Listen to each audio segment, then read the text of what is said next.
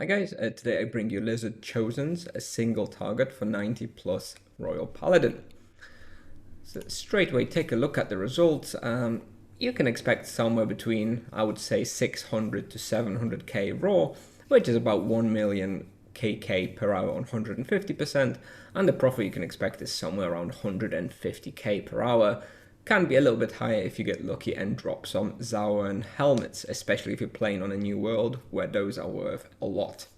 Nevertheless, the difficulty I would give it is about 2 out of 10. It's not very difficult, especially with full imbuements, which you should have at this point. It should be pretty simple.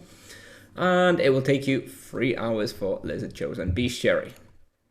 What you will need a level 90 plus, so that you have crystalline arrows, and you will need to have completed the New Frontier quest up to mission 9. You do not have to have finished Mortal Kombat, but you need to have access to Muggy Plains so that you can go into the Temple of Equilibrium, which is where the Lizard Chosens are.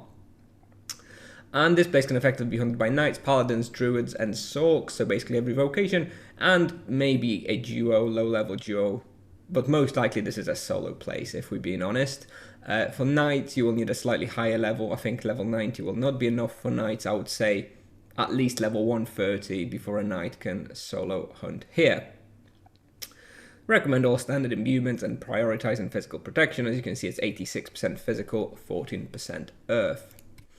With regards to supplies per hour, you don't really need any potions. Bring 10, 20, 30 for emergencies, but in general, imbuements should sustain you. You'll need approximately 1400 arrows per hour and approximately 50 firebomb runes per hour. You don't strictly need them, but it does help. You just throw a firebomb or a firewall. You can actually use firewalls as well. Just throw them in the in the middle of the room and just sort of kite around it to make it a little bit easier. No charms required. And the character you will see in the video is level 163 RP of 120 distance skill and 24 magic level, and no praise and no charms active. The results I'm getting on this character should be very similar to what a level 90 should be able to do. Before taking a quick look at the route, which is going to be super basic, just a quick shout out to my members. That's Jedor, Kruche, Pashigu, Paput, Laskis, Javi, and Defect Musgu. Thank you very much, guys. And looking at the route, honestly, you just basically clear out all of the rooms. So you enter here. You sort of pull out the monsters here, sort of do a little loop, and then go down the hole.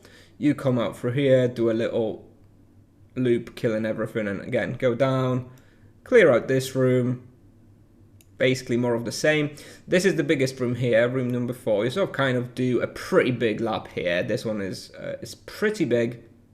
I think there's like 15 Chosens in this room. Then again, you go to the last room, the 5th room, and sort of again, I just do a sort of a loop like this. This one also has quite a few Chosens. And at this point, you kind of loop back. You will probably need to skip this room because there won't be enough respawn, but by the time you get to this room, you probably have enough respawn to be clearing this room again and sort of go back to the entrance. There's enough respawn in this spawn that I think 2 people could solo hunt here. And I think the usual split is that someone takes their most northern 2 levels, because they're the 2 biggest, the most northern 2 rooms, and someone else takes those 3 rooms here. But that's up to you. If you're slightly higher level, or if you AoE hunting, then you probably will want to claim the whole spawn. Okay, that's what I have for you today. It's an alright spot. It's nothing amazing, just an alternative. So yeah, something to think about. And thanks for watching, and I'll see you in the next one. Bye bye.